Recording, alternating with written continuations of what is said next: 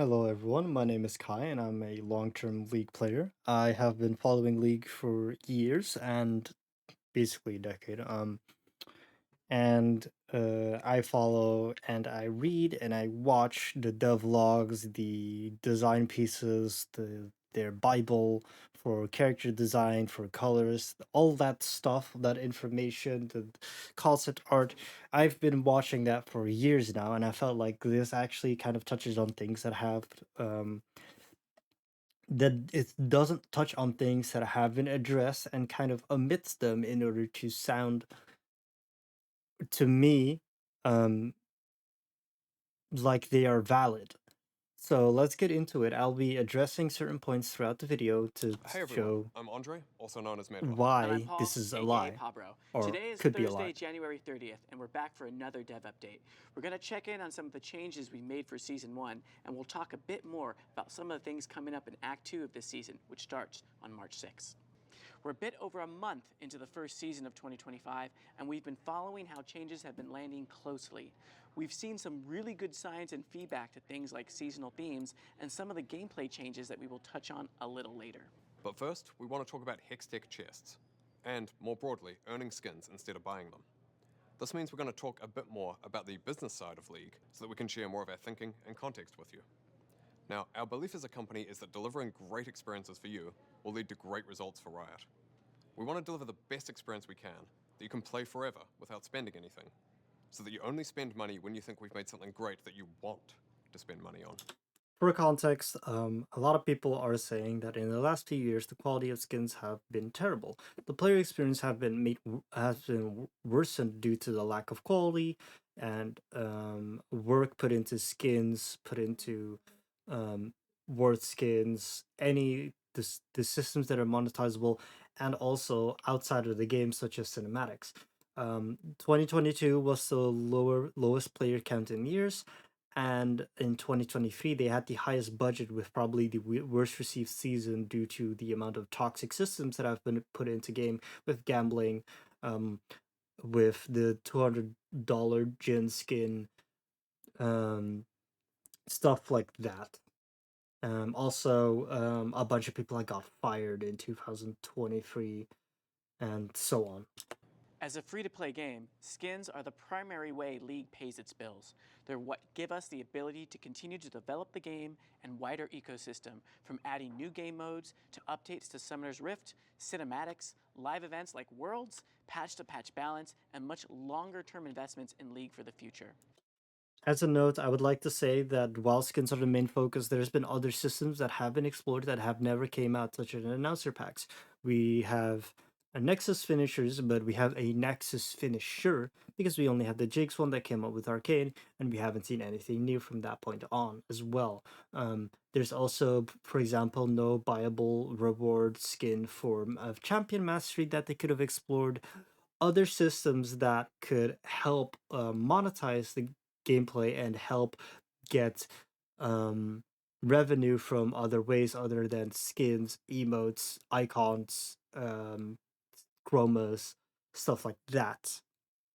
The number of people playing League has been pretty stable over recent years, and we're really grateful for that. Our cost to maintain and develop League has also been pretty stable over time too, ensuring we have an equally sustainable income coming in to reinvest in the game. However, has been frankly more of a recent challenge. So this is something that I might not understand the meaning behind the sentence, but what that says to me is that the sustainability of the project, which means the amount of money that they need to invest into League, is actually not equal, and therefore this seems like bogus. Something that I would like to note is that the amount of money comes in does not correctly correlate with how much money is going to be spent on League of Legends, especially when 2023 was supposed to be the biggest budget year of League of Legends, when 2022 was the worst earning year in League history, most likely, um, when it comparatively, um, in terms of player numbers as well. And that's where free Hextech chests come in. When we initially added them, we wanted to offer additional reward for time spent, using something we knew many of you really cared about earning. So in theory, this was the first time where the player would get rewarded for the times that it would spend on it, because I do not see IP as progression. It is a lot of people would like to talk about how League Champions should be free, and agree and I disagree, because I think funneling players into playing certain champions will help their journey into becoming a better player, well, so that they're not suffocated with choice. But also it not being it's being free would mean that the player has to not spend as much time, money, and focus on earning those champions. Skins. And for a while, we think that worked well for both players and the business side of League. Over time, though, free chests unintentionally became the primary way to unlock skins. I think this is kind of a false point, because Hextech Chess gives you random skin shards. They could give you random skins. They could give you reward skins, stuff like that. And these are necessarily not things that players would want. So you're yes, you unlock skins, but how much are they worth to the player? Realistically, nothing. The same way that you can get a free skin from the battle pass and you wouldn't care for it because it's not for your character or doesn't look good, stuff like that. And an increasing number of players ended up with substantial skin collections for free. Yes, again, the problem is that these skin collections are of skins that they personally would not like, that personally, if they would disappear, they would not care for, because these skins are not for champions that they actually play or like to play or stuff like that. So these have zero value to them, therefore they should have zero value to you, because the player is more open of buying things. They feel rewarded by the system, but they should still be open to buy things directly, because of the they don't have to gamble for it. They don't have to do anything weird for it. They can just directly purchase and be rewarded and continue playing with the skin that they would want to play. This meant that Oh, sorry. purchasing skins directly didn't make sense anymore to a lot of players because they were happy just waiting to get something eventually. We're happy to be rewarded. We're not happy to get something eventually. We're um the correlation between skins that players would want versus waiting to get something eventually is different. The expectation of getting something from a box is feeling rewarded, while the expectation of wanting to buy a skin is to play something that visually appeases to you. That did lead to a great player experience, but it was not sustainable for League in the long term. I think that if it was sustainable for League in the long term, it would be because of the quality of skins, which has really dropped off in the last few years. Therefore, I think that these points feel really invalidated by the fact that the biggest issue here is that League of Legends skins and cosmetic quality has really dropped over the years. I think that is the underlying issue as well, with the last few years that have been both unlucky for the um, um, digital that has been really bad for the digital companies, and also um, how we have felt um, less rewarded for our time. So we took a step back to evaluate League's reward systems and realized we needed to make changes to be sustainable for the long run. We didn't want to go all the way back to the early days of League with no skins earned with playtime at all. Which it feels like it right now, because the rewards that we're getting from the season pass, they feel like they're not really rewards, they're just things that happen because I'm not invested into the skins that come from these rewards. Therefore, they feel even worse than the box skin rewards. But we also realized we couldn't continue giving away as many as we were. That is also not really accurate, because again, these skins are still of no value. Giving away these skins doesn't take away revenue, because players would have never bought these skins on their own themselves. If there are skins that are releasing these days that that players would rather get into a box, that means they would never have actually spent money on it. Therefore, the problem is the choice of the theme, the quality of the skin, the features that it has, stuff like that. We did a number of other things to ensure League's business was sustainable before concluding we needed to give away fewer skins. This feels like bogus, because the things that have been explored have never been, or a lot of things that have been explored that we've known of, such as voice packs for the announcer, have never actually been implemented, and therefore they're never um, you haven't explored it. One of the things is, for example, people want the Butcher's Bridge to be a buyable in-RAM map. That's not actually a thing. Something that also has been a thing is the we have had we have announcers for different events that are on Summoner's Rift that have all of those voice lines for regular Summoner's Rift that have never been an option to be bought. Therefore, again, it has never been explored, even though despite that, people wanted it to be buyable.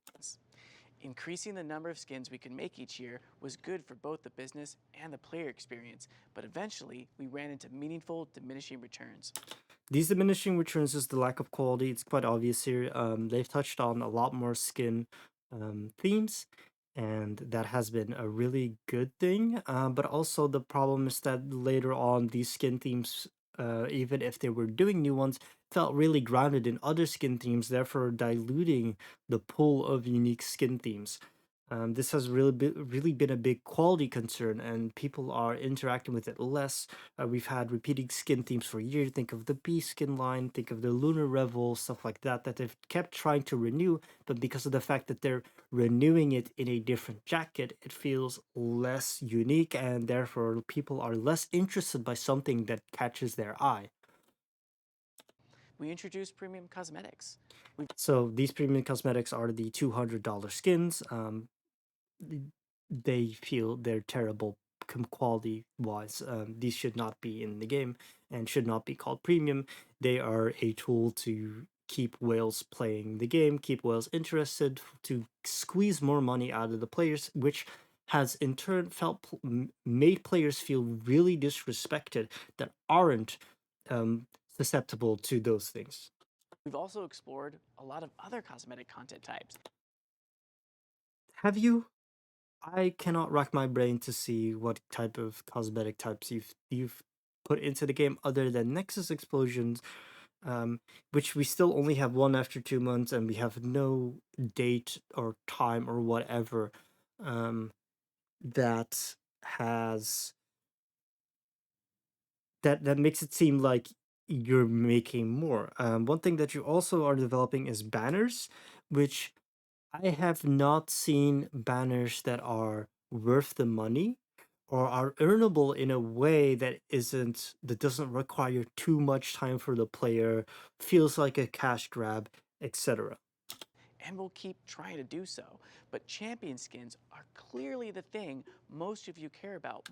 Again, I feel like this is false. It's probably true, but I feel like this decision was made before other content types have been explored. More than anything else when it comes to cosmetics. And obviously, adding pay for power content is a non starter for us. We know some of you aren't interested in the business side of things, or even cosmetics in general, and that others won't believe this isn't about increasing profit year over year. This is about ensuring the sustainable long-term health of League, though. And we do hope this is helpful context for those of you who've been wondering what our thinking was with this change.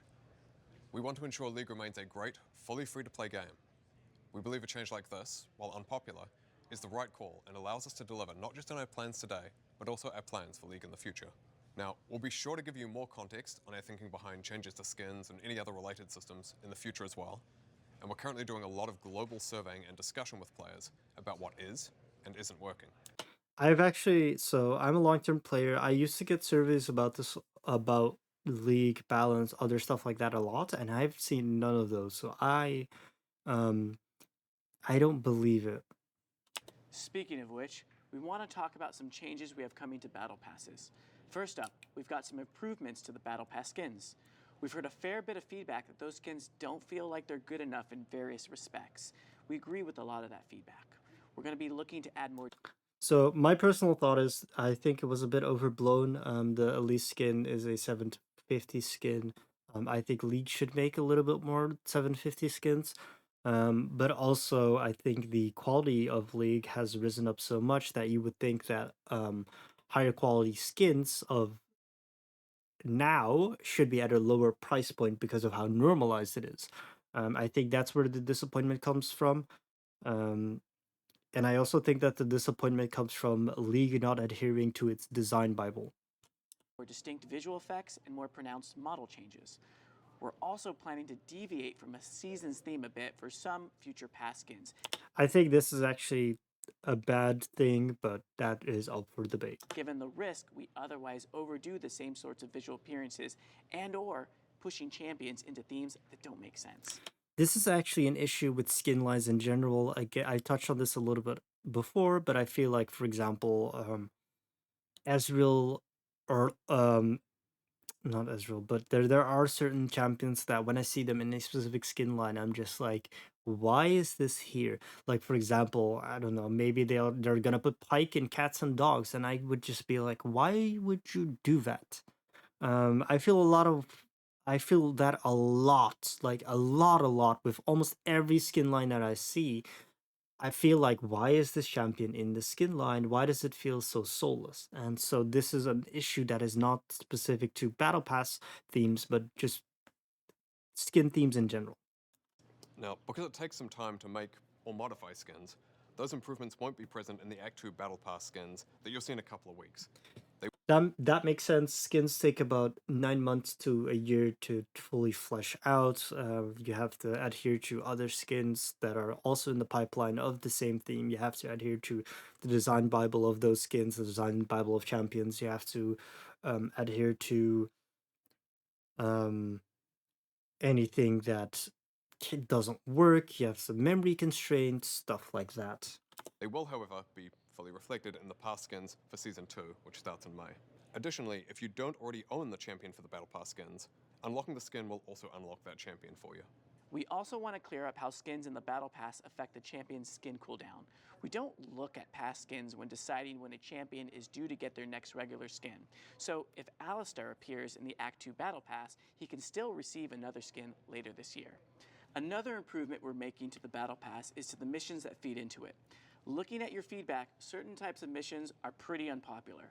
We're going to be removing missions that require playing with purchase skins or players who have purchased specific skins. We're also removing and reworking missions that players were having a hard time completing, like destroy 5 turret plates in a single game, which was hard to complete for many players, and impossible for ARAM only players. And for those of you who play a mixture of League and Teamfight Tactics, we'll be roughly doubling the amount of XP that TFT contributes to the League Battle Pass. Now, with that said, let's hand things over. So that's pretty much the end of it. I feel like these 5 minutes contain a lot of information that is just again not false. They don't have enough context, stuff like that, or not true. Don't have a lot of context, stuff like that. And I feel like the league could do a lot more to ensure that its player base is happy and willing to play its game, invest time and money into it. But I think that the way that they came to these conclusions feels very inaccurate, and they're now using it as what essentially is a weapon to um say that, okay, well, because you didn't like it, we're just going to go our own way and we don't care about what you think. It's more about how we can get more gross money out of it without spending more energy into it. So thank you for listening, and thank you for hearing me babbling. I hope if someone from Riot comes to this, they'll pass it along the team and maybe see the feedback, the like, and make their conclusions from it. But my conclusion is the reason why everything is like this is because of the lack of quality control, the lack of adherence, the lack of um the my point. I really hate the amount of outsourcing ever since League has started really mass outsourcing stuff. To me, that's where it has really gone down. Um, but please keep investing in your other systems such as different game modes and stuff, because it's really important for the current player base to also keep playing other stuff, because people are burning out. And please listen to the players and bring back chests.